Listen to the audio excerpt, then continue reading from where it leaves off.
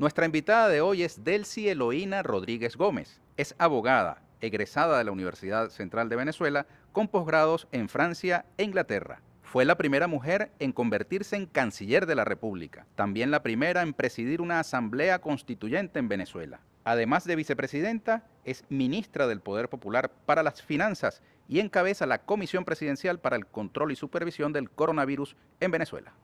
Delcy Eloína Rodríguez Gómez, bienvenida. Gracias, Ernesto. Me vas a disculpar el tuteo, pero muchos años de confianza. Así es. Señora vicepresidenta ejecutiva de la República Bolivariana de Venezuela. Delcy Eloína viene del nombre de tu madre, ¿no? Delcy por mi mamá, Eloína por mi abuela paterna. Tu abuela paterna. Sí. Delcy, tienes 4 perros. ¿Mm? ¿Sí? Es así. Juegas tenis de mesa.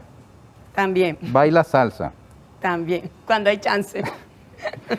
Mira, y lo único que discrepas de tu hermano Jorge es que tú eres de los Cardenales de Lara y él de los Tiburones de La Guaira. No, yo soy del Caracas. Ah, tú eres del Caracas. Caracas. Ah, la fuente En está mi infancia errada. fui del Cardenales de Lara. Ah, sí, ¿cuándo Sí. te cambiaste? Cuando Jorge era alcalde de Caracas. Ah, sí. Sí, Pero él no se cambió. él no se cambió. ¿Qué tal tu relación con Jorge? Más, es una relación mucho más que hermanos. Yo a veces siempre lo digo, hemos estado en situaciones complejas, complicadas, y sin estar juntos nos conectamos y nos comunicamos. Es como casi como si fuéramos mellizos, o sea, hay una conexión muy cercana. Él es profundamente mayor que cercana. tú, Él es mayor que yo. sí. pero tú ejerces influencia en él, ¿verdad? No, ¿No? no, él es el hermano mayor. Y bueno, cuando asesinaron a mi papá, él asumió un poco el rol de padre conmigo, ¿no? Muy tempranamente. Muy tempranamente, Tú sí. tenías 7 años cuando eso pasó. Yo tenía 7 años, Jorge 11 años, pero en todo lo que fue mi proceso de formación, de educación, Jorge fue como una guiatura. Así que bueno, éramos hermanos, amigos, somos muy hermanos y somos muy amigos. Te lo deben haber preguntado muchas veces cómo impactó ese hecho trágico en tu vida a los 7 años, nada más y nada menos. Sí, muchas veces recuerdo porque fue un 25 de julio, como tú bien sabes. Y uno de los episodios que yo recuerdo siendo niña fue el regreso a las clases en el mes de septiembre, ¿no? Me sentía muy en soledad. A veces me costó entender lo que estaba ocurriendo. Mi mamá fue una guiatura muy importante. Era momento de mucha convulsión. Además que previo al asesinato de mi padre, sabes que fuimos una familia muy perseguida. Ujú. Mi papá estuvo preso 2 veces. Bueno, yo recuerdo, por lo que me comenta mi mamá, yo tengo una afección pulmonar derivada de que teniendo 2 años fuimos a visitar a mi papá y nos encerraron en un cuarto y lanzaron una bomba en el cuarto, una bomba lacrimógena. Terminamos Jorge y yo con afecciones pulmonares de esa situación. Entonces, sí recuerdo mucho, después del asesinato de mi padre, la policía política del entonces, perdón, la DICIP, permanentemente nos perseguía. O sea, nosotros íbamos a la escuela y sabíamos que afuera estaba la DICIP, íbamos a hacer deporte y estábamos acompañados por funcionarios de la DICIP. Eso permaneció durante muchos años. Así que, sin duda, en lo personal, bueno, lo que supone la pérdida de un padre, ¿no? Y de alguna manera mi mamá compensó siempre la pérdida con la presencia de mi papá, con su ejemplo. Siempre, por supuesto, todos los días íbamos al cementerio. En el cementerio mi mamá organizaba círculos de estudio, un poco para que nosotros fuéramos entendiendo el contexto político que vivía Venezuela y el porqué del asesinato de nuestro padre. Tus enemigos políticos han creado una matriz en algunos sectores que atribuyen toda tu carrera política, tu conducta en la política, a una suerte de resentimiento por aquel acontecimiento que te golpeó a los 7 años de edad. No. De hecho, en una entrevista citaste aquel poema de Tomás Borges, muy hermoso, que dice: mi venganza personal será que tus hijos vivan en un país libre de injusticias, palabras más, palabras menos. Pero agarraron esa palabra venganza para ponerla en tu boca como una especie de confesión, de que te animan, una especie de ánimo revanchista respecto de quienes acabaron Bueno, con la porque vida a de tu ellos los padre. impulsa el odio. Mi madre nos inculcó un profundo amor por el país, por las personas, respeto por las personas, la igualdad de las personas, sobre todo la dignidad de cualquier ser humano, indistintamente como piense. Y a la derecha en general, no solamente a la derecha venezolana, los impulsa el odio, La base del fascismo es el odio, es el rencor. Y nosotros, quienes pensamos en un modelo de sociedad de justicia, de igualdad, de equidad, creemos profundamente en la igualdad de las personas, de los seres humanos. Y el amor es la base de ese proceso de transformación. Si no fuese el amor el motor que nos impulsa, no estaríamos en construcción. Por eso es que tú ves en Venezuela los dos polos. El polo que busca la destrucción del país, que desea que el pueblo muera de pandemia, que desea la invasión, que desea, bueno, la invasión militar contra Venezuela, y el polo mayoritario, y el pueblo bolivariano, que busca justamente transformar. Y eso es un acto de amor profundamente. Yo citaba, por supuesto, el poema de Tomás Borges, porque la revolución bolivariana para nosotros fue eso, fue nuestra venganza personal, amorosa. La igualdad, los niños que van a la escuela, el acceso a la salud, el derecho a la alimentación, a la vivienda, significa nuestra venganza en revolución, porque fue lo que siempre soñamos cuando niños, era justamente vivir en la posibilidad de construir un mundo distinto. Así que esa es la posibilidad, esa es la venganza personal. Por supuesto, imposible que lo entiendan, Ernesto, quienes no entiendan de la poesía, y aquí estamos rodeados de poesía. Así es. Delcy, estamos en situación de igualdad y hay un elemento que nos iguala a todos, que es el tapaboca. Ajá. Todo el mundo debe usarlo. Sin embargo, por estar en un espacio abierto, vamos a pedirte que te retires tu tapaboca. Ah, muy amable. Lo conservamos el resto de las personas que estamos acá. Gracias. La vicepresidenta Delcy Rodríguez, además, es la presidenta de la Comisión Presidencial para la Supervisión y Control del Coronavirus en Venezuela, ¿no? Así es. ¿Cómo haces balance de lo que hasta ahora ha logrado Venezuela en ese terreno del coronavirus? Siempre lo hablo con el presidente. Cuando apareció la pandemia, nosotros veníamos haciendo seguimiento. Recuerdo finales de diciembre en China, empieza a sonar un caso. Luego, los primeros días de enero de este año, la Organización Mundial de la Salud comienza a dar información, a compartir información con la comunidad internacional. Desde entonces, bueno, en comunicación con el presidente, luego, antes de que la Organización Mundial de la Salud declarara el COVID-19 como una pandemia, ya el presidente Nicolás Maduro, que venía estudiando la situación que se había presentado en China y luego en Europa, decide adelantarse y, bueno, decreta el estado de alarma constitucional y crea la comisión presidencial. Eso fue el 27 de febrero de este año, ¿verdad? Sí, del 2020. correcto. Han pasado, Delcy, 7 meses y 21 días. Es así. 234 días para el momento en que sale al aire esta entrevista. ¿Cuánto tiempo más crees que vamos a vivir impactados por el virus? El tema, Ernesto, es que esto es una enfermedad nueva, que la humanidad no conocía, obviamente, pero ya es una enfermedad que llegó, que todavía no tiene una cura definitiva. O sea, no hay un tratamiento que tú digas cura el coronavirus. Tenemos tratamientos que se complementan e impactan y son eficaces para tratar el coronavirus. Luego tenemos la etapa de las vacunas, que ya tú sabes, en el mundo hay candidatos vacunales que están en plena fase 3 de ensayos clínicos. Tú bien sabes, Venezuela está participando en la fase 3 de ensayos clínicos de la vacuna rusa, la Sputnik V, y eso sin duda alguna va a marcar un hito en el desarrollo del tratamiento de esta enfermedad, la posibilidad de prevenirla. Pero sabemos que ya la pandemia se llevó todo el año 2020. A inicio de año no imaginábamos, nadie imaginaba que esto iba a tener una duración de un año. El impacto que ha tenido en la economía, el impacto que ha tenido en la vida psicológica de las personas que han tenido y hemos tenido que modificar nuestra forma de vida, el impacto social que ha tenido esta enfermedad. Bueno, ya sabemos que todo el 2020 fue tomado por el COVID-19. Tú en lo personal, que tienes esa afección pulmonar derivada de aquella bomba lacrimógena en la DICIP, tienes que cuidarte más.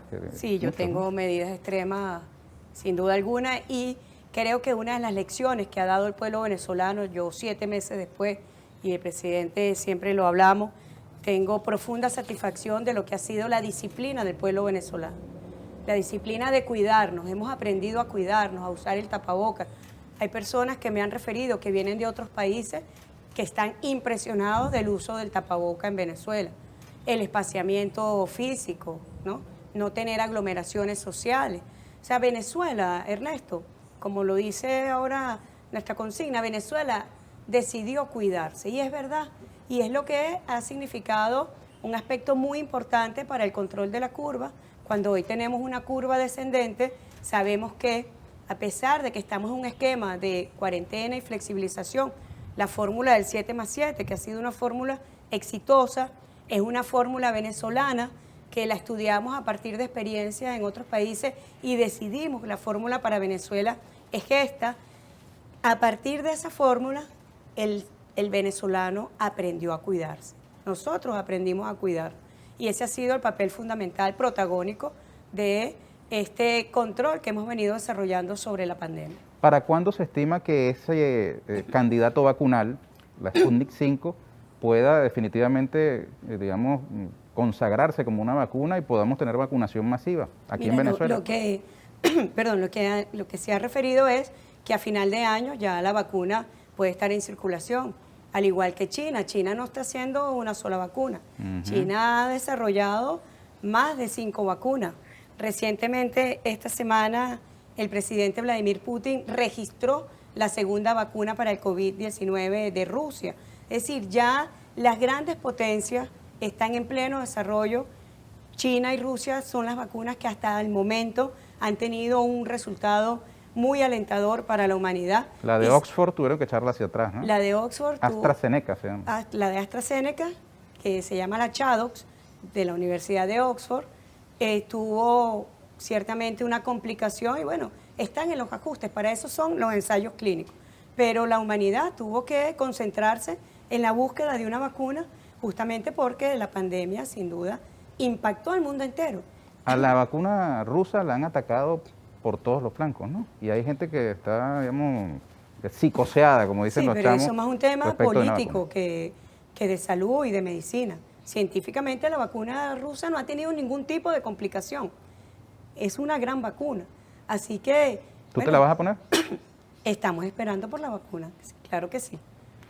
Delcy, vamos a hacer una pausa. Al regreso vamos a hablar un poco más de Delcy Rodríguez como ciudadana, como mujer y también como funcionaria, porque además de vicepresidenta ejecutiva de la República, desde hace unos días eres ministra del Poder Popular para las Finanzas. Para la economía y finanzas. Para la economía y finanzas. Ya venimos.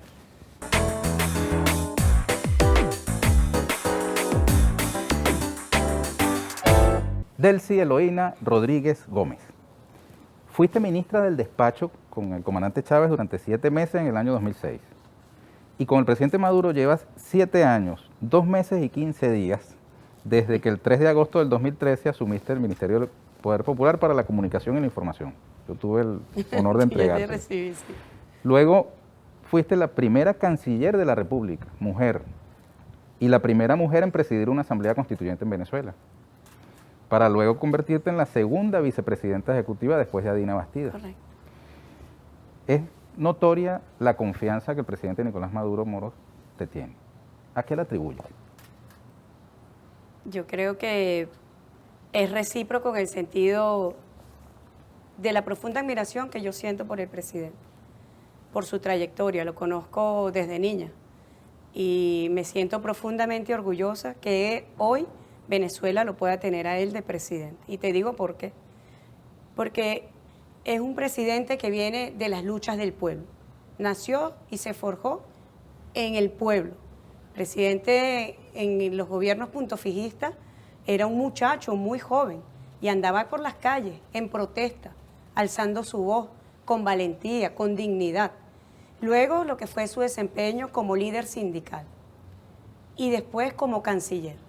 Cuando el comandante Chávez lo designa canciller, yo recuerdo, hablando con mi mamá y con Jorge, un gran orgullo. Sentíamos cuando veíamos a ese joven, su trayectoria política, su trayectoria de lucha en los movimientos populares, su trayectoria sindical, fuera el canciller de Venezuela, el que iba a llevar nuestra voz al mundo, porque es un canciller, el que lleva la voz de todos los venezolanos y las venezolanas al mundo. Creíamos, y no tenemos duda que fue así, de que había sido una designación muy correcta para identificar a la revolución bolivariana en el mundo. Y luego, bueno, lo que fue que él ganara la presidencia de la República. Yo digo que eso debe ser motivo de orgullo para los venezolanos, que un trabajador, como él lo dice, venía de ser conductor de un metrobús y llega a la presidencia. Es en eso en lo que creemos profundamente, Ernesto. Además es una persona muy preparada. Quienes han pretendido desconocer su preparación, lo han subestimado, bueno, afortunadamente lo han subestimado y se han equivocado. El presidente Nicolás Maduro es muy preparado. Yo recuerdo cuando asumí el Ministerio de Comunicación, él me enseñó muchísimo. Yo sabía muy poco de comunicación, pero lo que hoy sé de comunicación me lo enseñó el presidente. Igualmente, cuando asumí la Cancillería, lo que yo sé de diplomacia, de Cancillería, no fue en una escuela diplomática, me lo enseñó el presidente Nicolás Maduro. En honor a la verdad, ya tú tenías una experiencia como vicecanciller. Yo había sido vicecanciller para ¿no? Europa, pero el presidente... Directora internacional del Ministerio de Energía. Exactamente, en Petróleos de Venezuela, en el Ministerio de Energía. Pero el presidente Nicolás Maduro traía la trayectoria de la construcción de los anillos diplomáticos que ideó el comandante Hugo Chávez, el comandante Fidel Castro para la protección de la patria grande. Sin duda alguna, una experiencia infinita en ese sentido. Así que yo le agradezco, y además tener esta responsabilidad, le agradezco que él pueda tener esa confianza para yo desarrollar mi trabajo. Bueno, esa confianza lo llevó hace 38 días a nombrarte también ministra del Poder Popular para la Economía y Finanzas. ¿No es suficiente con ser vicepresidenta para sumar esa responsabilidad adicional a tus manos? Bueno, es que yo pienso, sin duda alguna, otra responsabilidad, es más tarea, pero también está enmarcada en la misma batalla. Yo te refería hace muy poco, la economía bloqueada, un país bloqueado. El centro es, y el objetivo geopolítico es la economía, para causar sufrimiento a toda la población, a todo el pueblo venezolano sin ningún tipo de distinción. Por eso hoy tú ves el gran apoyo que tiene el tema del rechazo al bloqueo imperial. Así que está engranado, Ernesto, aunque es más tarea, aunque es más responsabilidad, está engranado en las tareas de la vicepresidencia. Mira, Delcy, economía. Tú hacías énfasis hace unos segundos en que no era solo Ministerio de Finanzas, sino también Ministerio de Economía. ¿Cuál es la diferencia entre ambas cosas? Bueno, porque en la economía se dictan políticas en economía. Se dictan políticas para impulsar el desarrollo productivo de Venezuela, se dictan políticas para impulsar sectores como el sector mercado de valores, por ejemplo, que acompaña al sector bancario y al sector asegurador. Es diseño de políticas que luego serán ejecutados en el resto de la vicepresidencia económica. Hay una vicepresidencia económica que lleva la coordinación, que lleva el control, que lleva la ejecución a través de los distintos ministerios, y el Ministerio de Economía lo que hace es el diseño de la política. Así que es muy importante, el presidente Nicolás Maduro pidió un giro y salió y fue a la Asamblea Nacional Constituyente y presentó la ley antibloqueo, justamente para el desarrollo nacional y la garantía de los derechos humanos. Y la acción del Ministerio de Economía está justamente en el diseño de esas políticas para acompañar a la Venezuela de hoy, que es una Venezuela vilmente agredida, que es una Venezuela vilmente bloqueada, y bueno, el diseño de políticas que permitan el resultado victorioso de un pueblo que estos últimos años, en medio del más feroz y criminal bloqueo, ha resistido victoriosamente, pero que ahorita tenemos que pasar a una etapa de más ofensiva, de mucha ofensiva en la defensa del país. La ley antibloqueo, ese es el marco, digamos, de partida para las políticas que van a desarrollar desde el Ministerio de Economía y Finanzas y la Vicepresidencia Económica en general en este campo, ¿verdad? La ley antibloqueo. Esta está dirigida, entre otras cosas, a generar ingresos al país, que de acuerdo con la exposición que hizo el presidente Nicolás Maduro cuando presentó la ley, están venidos a menos, a prácticamente cero, ¿no? Sí. En comparación con tiempos en los que este país obtuvo una renta petrolera muy elevada. ¿Cómo garantizar que esos nuevos ingresos que tenga el país no terminen como los anteriores, fugándose también? Muy bien. Fíjate, Ernesto, el presidente Nicolás Maduro mostró unos números muy contundentes. Entre el año 2013 y el año 2020, Venezuela ha perdido el 99% de sus ingresos. Yo le decía al cuerpo diplomático recientemente, hagan un ejercicio en sus países e imaginen que sus países pierden el 99% de sus ingresos. ¿Qué hubiese ocurrido? Eso es algo que también debe responderse el pueblo venezolano. Por eso yo llamo la resistencia victoriosa, porque el hecho de que Venezuela esté en paz, el hecho de que Venezuela esté buscando su forma de superar esta situación de bloqueo significa un gran ímpetu de combate, de batalla, pero siempre un pueblo muy signado por ser indestructible. Eso no es una consigna, lo hemos demostrado en estos años de bloqueo. Y cuando el presidente fue, dijo, hemos perdido el 99% de nuestros ingresos. Aquí está este instrumento para garantizar ingresos a Venezuela. Un instrumento además, Ernesto, que está muy blindado desde el punto de vista normativo, desde el punto de vista jurídico, y la ley señala muy claramente en su artículo 18 para qué serán destinados estos ingresos. Dice en el numeral 1, estos ingresos serán destinados para reforzar el sistema de compensación de remuneraciones de los trabajadores, restituir el sistema de remuneraciones de los trabajadores. Numeral 2, estos recursos serán destinados a consolidar el sistema de protección social en Venezuela, que todos sabemos está concebido en el sistema patria.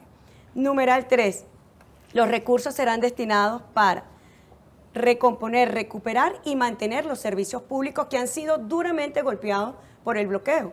Tú sabes bien que nuestros servicios públicos, agua, electricidad, telecomunicaciones, estaban muy atados a tecnologías o de Estados Unidos o de Europa. Y son bloques imperiales que tienen bloqueada Venezuela y eso ha afectado tremendamente. Además que la pérdida de ingresos en divisas, sin duda alguna, impactó en el mantenimiento de los servicios. Luego está el numeral 4 que dice los recursos se destinarán al impulso de los motores productivos de la agenda económica bolivariana, desarrollo productivo de Venezuela. Y el último numeral, el 5, señala que serán destinados para la recuperación de la infraestructura en Venezuela. Está muy señalado, está muy claro para dónde se dirigirán esos recursos. Así que, bueno, nosotros tenemos gran fe y esperanza, no solamente porque sea un instrumento jurídico, Ernesto, sino por lo que impulsa que todos los sectores, una ley que abarca todos los sectores económicos del país, un impulso para los trabajadores, para el sector privado, para el poder popular organizado, para los técnicos, profesionales, científicos, tecnológicos, donde todo el país se suma a una sola tarea, el desarrollo productivo nacional. Hay un desafío en esto que estás describiendo. Tú como ministro de Cultura tienes responsabilidad allí con la industria cultural. Por favor, hablaremos de eso si nos da tiempo. ¿Cómo no? Pero fíjate, el desafío es que si va a haber estos ingresos por la vía de la captación de inversiones internacionales, con las garantías que ha descrito la ley, bueno, el desafío es que, en efecto, esos recursos de los que disponga la nación se utilicen efectivamente para el desarrollo en cada una de estas áreas, por ejemplo, en el campo de la industria cultural, y que no terminen, te decía, fugándose como históricamente lamentablemente ha sucedido. Hay lugares del mundo que han recibido recursos de Venezuela, como por ejemplo Panamá. Se financió el desarrollo de Panamá con el sistema cambiario que terminó llevando el dinero para allá. En España hay propiedades de venezolanos que eran empresarios o incluso funcionarios en este país que terminaron buscando los mecanismos de extracción de la riqueza venezolana que fueron a parar a otros destinos. Así es, la ley establece mecanismos financieros para blindar justamente eso.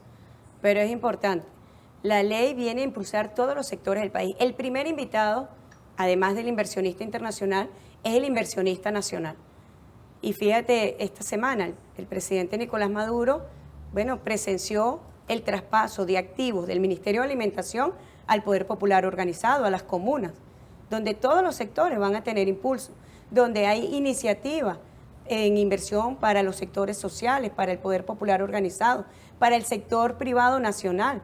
Esta semana igualmente el presidente de Petróleos de Venezuela, el ingeniero Asdrúbal Chávez, sostuvo reunión con empresarios del sector nacionales y se les expuso la ley, todas las opciones y posibilidades que tienen para el desarrollo en distintas áreas, en el caso petrolero. Así que es un llamado para toda Venezuela, no es simplemente una ley, es una convocatoria nacional, en unión nacional, bueno, para derrotar justamente a ellos, los que pidieron las sanciones, pero que no son afectados por las sanciones, porque Julio Borges vive en una mansión en Bogotá, Carlos Vecchio vive en una mansión en Washington, pero ellos pidieron las sanciones, no viven en Venezuela. Ayer escuchaba a uno de estos extremistas fascistas en la campaña de Donald Trump, un venezolano, donde decía, yo pedí las sanciones, yo mismo me movía en el Congreso. Una vergüenza, porque no les importa. ¿Por qué? Porque a ellos no les afectan las sanciones. Les afecta al pueblo de Venezuela en su conjunto, a todos. Los empresarios se han visto afectados por las sanciones. El sector bancario se ha visto afectado por las sanciones. El pueblo venezolano todo se ha visto afectado por las sanciones. Las heridas sociales de la guerra, las heridas económicas de la guerra económica. Pero ellos que pidieron las sanciones contra Venezuela no sufren las sanciones, no padecen las sanciones. Son los mismos que piden una invasión y que caigan bombas en nuestro país, pero las bombas no le caerían a ellos. Ahora, el llamado a traer dinero para invertirlo en Venezuela es también para ellos, para esos que han pedido sanciones. El llamado, obviamente, Ernesto, quienes han pedido sanciones tendrán su hora en la justicia de Venezuela, porque han causado un daño tremendo a nuestra población. Las sanciones, como tú bien sabes, las medidas coercitivas unilaterales, son delitos de lesa humanidad, porque ha sido una política sistemática que abarca a toda la población sin distingo, y por eso se constituyen en verdaderos delitos de lesa humanidad, y por lo cual nosotros llevamos al gobierno de Estados Unidos a la Corte Penal Internacional. Ellos mismos lo han confesado y lo han dicho. Es el daño colateral que debemos pagar, es el precio que debemos pagar para derrotar y sacar al régimen y tomar nosotros control del poder político en Venezuela. ¿Para qué? Para tomar nuestra riqueza. Lo decía el contrato mercenario, una vergüenza, un adefesio jurídico. Yo no lo llamo un contrato, pero ahí estaba en su norma, una cosa insólita, un contrato para invadir un país. Estaba lo que sería lo que ellos, estos mercenarios, dirigirían al país, dirigirían la explotación petrolera, la explotación del oro, del gas, de toda nuestra riqueza para las transnacionales. Para eso quieren ellos derrotar al presidente Nicolás Maduro y al gobierno constitucional de Venezuela, que es desconocer la soberanía del pueblo, porque al presidente lo eligió el pueblo. El presidente no lo puso un señor X en el mundo, no, lo designó el pueblo venezolano. Así que, bueno, cuando tú me preguntas por estas personas que han pedido sanciones, les llegará su hora. Yo no tengo la menor duda, les llegará su hora. La justicia divina o la justicia, pero les llegará su hora. ¿Qué medidas se van a tomar para lograr ese propósito de recuperar el salario de los venezolanos, incluso de restablecer el valor de sus prestaciones sociales? Es así, está contemplado en la ley, en un artículo de forma especial, la recuperación del valor de las prestaciones sociales. Por eso te decía que en el artículo 18, numeral 1, lo primero que se designa es la recuperación del sistema de remuneración y de capacidad de ahorro de los trabajadores. ¿Y cómo se va a traducir eso en la práctica? Sin duda alguna en mejores salarios, Ernesto. Sin duda alguna en mejoras en el valor de las prestaciones sociales que han sido muy golpeados por todo el proceso. Cuando tú ves cómo fue la inflación inducida en Venezuela, fue justamente por asfixiar los ingresos en divisas del país. Repito, y es una pregunta que se la hago a todos los países del mundo. ¿Qué ocurriría si de un día a otro su país deja de percibir el 99% de los ingresos? Es como que yo te dijera a ti, Ernesto, tu sueldo son 100 bolívares y ahora es 1 bolívar. ¿Qué harías tú para vivir? ¿Cómo harías tú para vivir? Ahí está la heroicidad del pueblo venezolano. Ya esa respuesta el pueblo venezolano la dio porque está aquí, de pie, vivo, en batalla y en defensa justamente del derecho a la autodeterminación, que es uno de los ejes de la ley. La ley lo primero que dice es, se declara nula cualquier tipo de medida coercitiva, unilateral o de restricción o punitiva. Nosotros no reconocemos otra jurisdicción que no sea la jurisdicción venezolana. Y luego te dice la ley, esto es una ley para el desarrollo armónico de la economía, es una ley para la garantía de los derechos humanos y es una ley también para el ejercicio del derecho a la autodeterminación. El derecho a la autodeterminación, consagrado en la Carta de las Naciones Unidas, expresamente dice, todo pueblo tiene derecho a darse el modelo económico que le parezca, a darse el modelo político, cultural y social que le parezca. Así que esta es una ley de profundo ejercicio de autodeterminación y soberanía. En agosto del 2018 se fijó el salario mínimo en medio petro, ¿verdad? Era un mecanismo que generó muchas expectativas respecto de la protección del salario ante los embates contra la moneda nacional. Luego ha habido cotización del petro digamos, informada por el Banco Central de Venezuela a unas tasas determinadas, pero no han empujado el salario hacia arriba, como era una de las expectativas en su momento.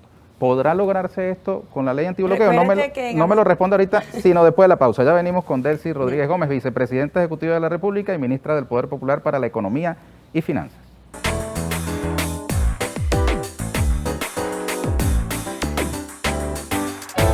Delcy Eloína Rodríguez Gómez. Tú estudiaste Derecho en la Universidad Central de Venezuela y te graduaste en el año 93. Sí. Sí, ¿verdad? Correcto. Hiciste unos estudios de posgrado en Francia e Inglaterra. Y te especializaste en Derecho Laboral, ¿verdad? Sindical. Sindical. Sindical. ¿Derecho sindical se llama Sí. así? En Francia y Bélgica son dos países que tienen la modalidad de derecho sindical, que es una rama del derecho laboral.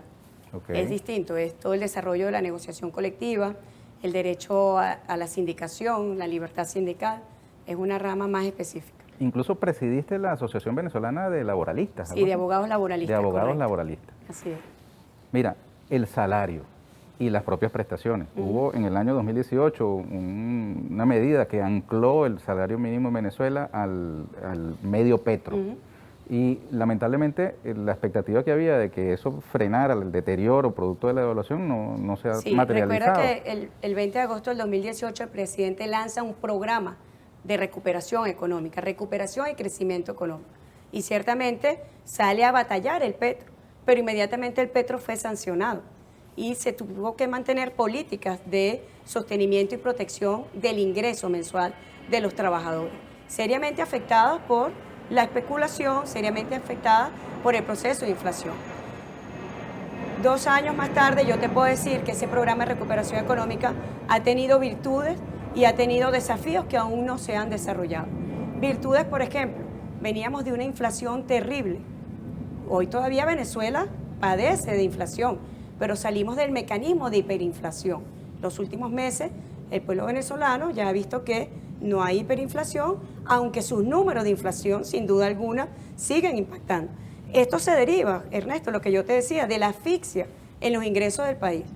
Cuando asfixia los ingresos de un país, no hay base de sostenimiento material de los programas, obviamente eso produce y provoca procesos inflacionarios. Sin embargo, yo se lo decía ayer en la red de intelectuales, con el comandante Chávez hubo una inversión de 800.000 millones de dólares de la renta petrolera directa hacia los programas sociales. Lo poco que ha recibido el país y el presidente Nicolás Maduro, menos de 400 millones en los 2 últimos años, también ha sido dirigido para mantener los programas sociales, para que se mantengan los CLAP, se mantenga la gran misión Vivienda Venezuela, la salud. Imagínate, todo este año ha transcurrido ese programa de recuperación económica, ha transcurrido, bueno, afectada por la pandemia, como todo el mundo y la economía mundial entró en una fase de decrecimiento terrible. Bueno, Venezuela no está aislada, Venezuela además está bloqueada y en el marco de todo ello Venezuela ha tenido que dar respuestas a la pandemia. Y a pesar de ello, Ernesto, ahí se está sosteniendo el modelo de inclusión social, de justicia social, de igualdad social. Nunca hemos renunciado a nuestro modelo. Ese ha sido el chantaje. Y por eso yo digo que el pueblo venezolano es el principal héroe a contar en esta historia. Si tú tuvieras que escribir, y espero que sí lo hagas, otro libro sobre lo que ha ocurrido en esta etapa, el pueblo venezolano ha sabido responder y no se ha dejado extorsionar ni chantajear. Ese pueblo tiene una clase obrera, que son los asalariados. Y ellos, nosotros, porque somos asalariados todos, hemos padecido lo que tú has descrito hace un minuto, que es que el poder adquisitivo del salario se ha venido a menos. Si tú estuvieras ejerciendo el derecho como abogado laboralista y se te acerca un sindicato o unos trabajadores y te piden ayuda para defender la capacidad adquisitiva de su salario, sus prestaciones sociales, ¿qué le dirías? Bueno, créeme que lo hago como vicepresidenta, porque todos los meses el presidente, cuando concibió el sistema de bonos para mejorar y sostener el ingreso en este proceso que estamos viendo, en este proceso donde Venezuela no tiene ingreso, el presidente ha estado enfocado principalmente su política a proteger los ingresos de los trabajadores. Yo le diría a esos sindicatos, como se los digo, que nos sumemos a la batalla, a los trabajadores petroleros, a los trabajadores de las industrias básicas, de todos los sectores productivos, de las industrias del país, como lo están haciendo, Ernesto, porque tú lo ves en el desarrollo de la agroindustria, por ejemplo. Hoy Venezuela produce más que hace 3 años, producto justamente de la crisis. Nos ha enseñado, la crisis también nos ha enseñado a resolver y a desarrollarnos.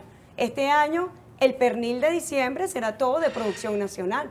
Ni 1 kilo lo vamos a traer del exterior. Así que yo creo que son lecciones y el pueblo venezolano está respondiendo. Y los trabajadores están al frente de esa batalla. Este mes el presidente tendrá el Congreso de los Trabajadores y allí todos estos temas serán abordados, sin duda. Y ahí la voz protagónica de los trabajadores. Ahora, estos sectores, por ejemplo, el sector agrícola, que han tenido, digamos, la posibilidad de ajustar sus precios, han tenido un desarrollo, digamos, en términos productivos, notorio. Tú lo has mencionado, el tema del pernil y otros rubros que comienzan a producirse porque hay competitividad, llamémoslo así. Ahora, en el sector público no hay manera de acceder a mecanismos de compensación, porque en el sector público los sueldos son esos y ya. En cambio, en las actividades productivas donde hay una reanimación económica, puede mejorar la remuneración. Y por eso te repito que la política ha estado dirigida a proteger el ingreso. Entonces es como si yo te dijera a ti, Ernesto, tú ganas 100 bolívares y ahora vas a ganar 1 bolívar. ¿Qué le dirías tú a tu familia? ¿Cómo vas a hacer frente a tu familia? Te pido yo la respuesta. No, es que nos toca además, porque yo te estoy hablando por los trabajadores que acuden a nosotros planteando estas aspiraciones. Estamos, digamos, dependiendo de las decisiones que se tomen. La ley antibloqueo lo que está buscando es recomponer el sistema de remuneración, recomponer el valor de las prestaciones sociales y allí va a estar dirigido. ¿Por qué? ¿Cuál es el objetivo estratégico de la ley? El primero de ellos, que todas las fuerzas productivas nacionales se activen y se desarrollen. El segundo de ellos, captar inversión internacional. Venezuela tiene las mayores riquezas de este planeta. Es el país con mayores reservas petroleras del planeta, con las mayores reservas de oro del planeta. Tú sabes bien el impacto que ha tenido la pandemia en el sector, en el mercado petrolero y el impulso que ha tenido el oro. Bueno, Venezuela tiene riquezas en petróleo, en gas, en oro, en minería, en recursos hídricos, en agricultura. Es decir, Venezuela tiene para desarrollar grandes potencialidades. Y los inversionistas, Ernesto, no se acercaban a Venezuela por temor al bloqueo. Bueno, esta ley quita el velo del bloqueo y ofrece mecanismos para que el inversionista, tanto nacional o internacional, puedan tener un desarrollo seguro de sus inversiones en el país. Esos serán ingresos para Venezuela. Literal 1 del artículo 18, te lo repito, recomponer el sistema de remuneración de los trabajadores. Literal 2, consolidar el sistema de protección social. Los críticos de la ley han señalado que hay un propósito privatizador detrás de la ley antibloqueo, de desprender al Estado de la propiedad de empresas estatizadas, intervenidas. Lo primero que te digo es que la ley preserva el modelo que está en nuestra Constitución. Nuestra Constitución contempla la propiedad privada. Bueno, lo primero que dice la ley es se garantizan los valores constitucionales. Luego tiene proceso de inaplicación de normas de rango legal y sublegal, nunca constitucional. Así que yo te puedo decir que lo que está en la ley es la posibilidad de formas novedosas, de formas asociativas distintas, para que justamente se pueda garantizar el desarrollo económico y se pueda garantizar la expansión de la inversión en Venezuela, tanto nacional e internacional. Cuando yo te hablo de nacional, te hablo del sector privado también. En Venezuela de la burguesía nacional. Privada. ¿Perdón? De lo que se llama la burguesía nacional. Bueno, de los empresarios privados venezolanos. Pero también te hablo del impulso de sectores profesionales, por ejemplo. Tú me hablas de los sindicatos que se te acercan. Bueno, ojalá sectores profesionales también puedan participar de estos mecanismos, como está contemplado en la ley. Igualmente el Poder Popular organizado. O sea, es una ley que da amplitud, porque ¿cuál es el objetivo, te repito, de la ley? Activar a toda Venezuela. Es una convocatoria para todo el país donde nadie quede excluido. Ahora, hay sectores estratégicos que están ahí mencionados en la ley, donde se menciona también son necesarias inversiones a gran escala. Correcto. Esas inversiones a gran escala son necesariamente de compañías transnacionales, ciertamente. Correcto. Y esas compañías transnacionales, Delcy, invirtiendo en Venezuela a partir de la aplicación de la ley nacional venezolana, ¿no están igualmente sujetas a que el imperialismo norteamericano las persiga con una lupa y les coloque agujas donde les duele? Recuérdate que la ley contempla mecanismos de confidencialidad en información, en confidencialidad en identidad, en objeto, en el desarrollo de la actividad. Es decir, hay un sistema con una plataforma tecnológica que permitirá la protección de esa inversión. Es un poco cuando el comandante Chávez hace la transformación de las operadoras a las empresas mixtas, buscaba nuevas formas. En la faja petrolífera. Exactamente, buscaba adaptar. Bueno, hoy Venezuela tiene que adaptarse porque todo nuestro entramado jurídico estaba concebido para un país no bloqueado. Hoy Venezuela está bloqueada, es una realidad. Cuba lleva décadas bloqueada, Irán lleva décadas bloqueado. Y ahí están, países, Irán ha desarrollado grandes potencialidades. Igual, bueno, Venezuela tiene para desarrollar todas las áreas. Yo entiendo el propósito de confidencialidad, si no quisiera que en esta entrevista nosotros develemos cosas que seguramente tienen que ser manejadas en silencio y en secreto para que salgan bien. Ahora, pregunto, porque hay mucha hipocresía en Estados Unidos respecto del tema de las sanciones, que las llaman ellos allá. Ellos le han dado licencias a empresas estadounidenses para que sigan trabajando en Venezuela, mientras sancionan a las europeas, a las de otras... Bueno, pero eso ha sido histórico, las competencias entre los bloques imperiales y políticas, ¿no? Ahora, Económicas de competencia. Pregunto, ¿esa ley antibloqueo puede favorecer incluso que esas empresas norteamericanas que siguen trabajando aquí incluso traigan más inversiones a Venezuela? Sin duda, porque están acá en Venezuela. Esas empresas no se han ido, por algo no se han ido de Venezuela, ¿no? Lo que tú dices, han tenido licencias para trabajar.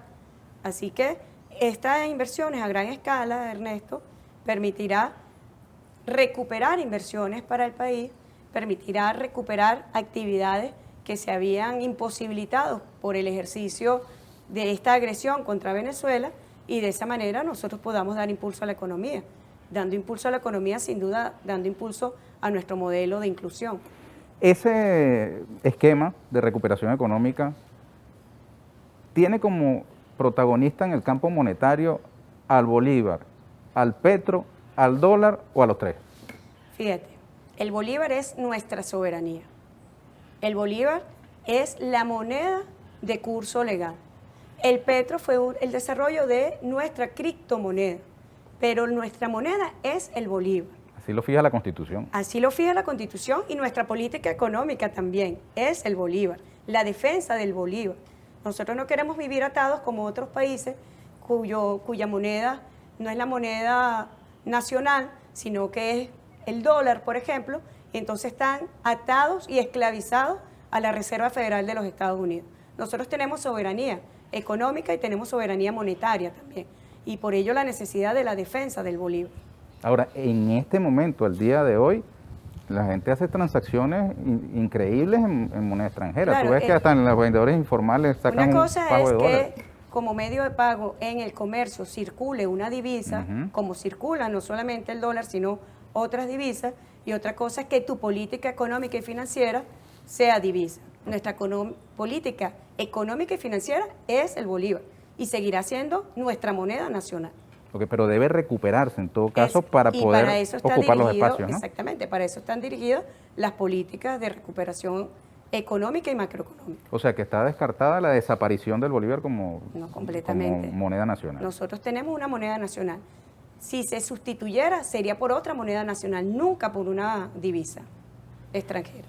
Bueno, la Constitución establece que podría incorporarse una moneda única latinoamericana, ¿no? Producto de la integración. Lo que pasa es que el cuadro político actual de Venezuela es, digamos, de una reducida compañía en comparación con los tiempos, es así.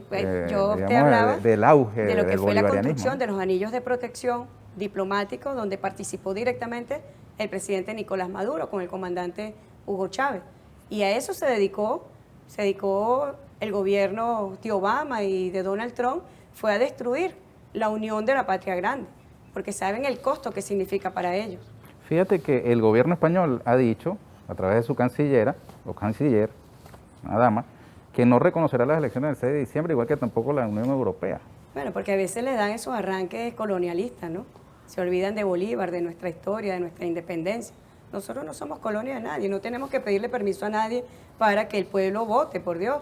El pueblo ejerce su soberanía. Soberanía es una palabra muy completa que en sí misma se explica, pero que muchos no entienden. Y pareciera con este tipo de declaraciones que no se entiende lo que es soberanía. Mira, y si tú fueras española, fueras republicana, ¿verdad? Claro. ¿Verdad? Nunca te imaginas monárquica, ¿no? Nunca.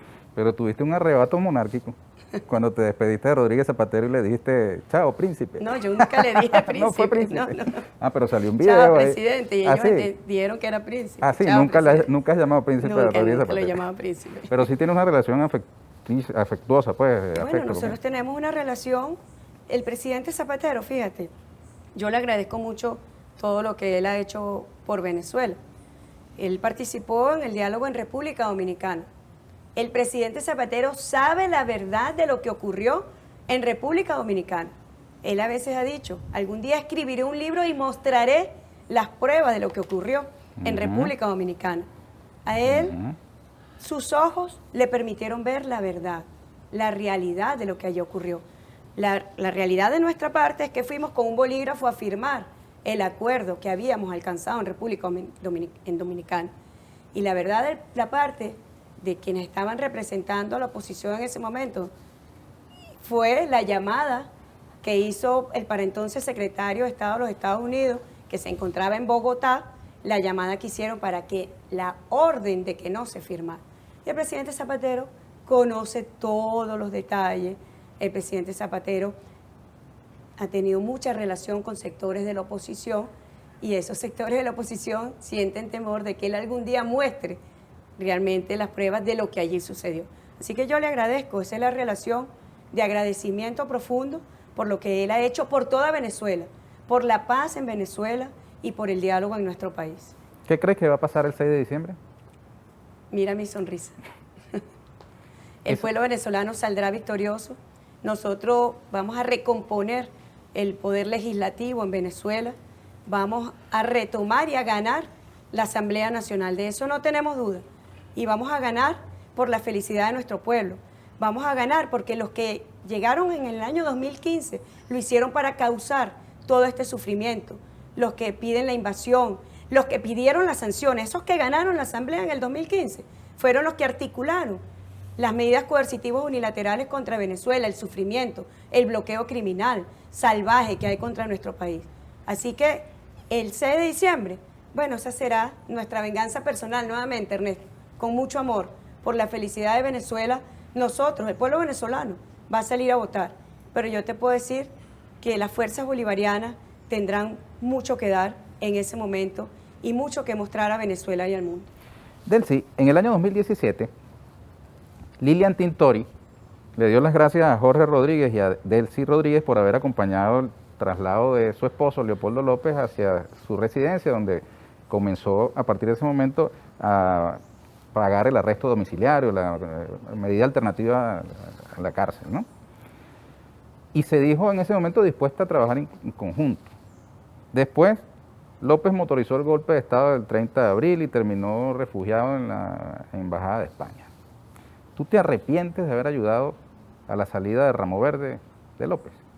Yo en ese momento era presidenta de la Comisión por la Verdad y la Justicia en Venezuela.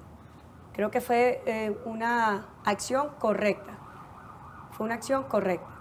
pero sin duda alguna el señor Leopoldo López ha sido una de las personas que más daño le ha causado al país, a toda Venezuela, con sus acciones extremistas, con sus acciones terroristas.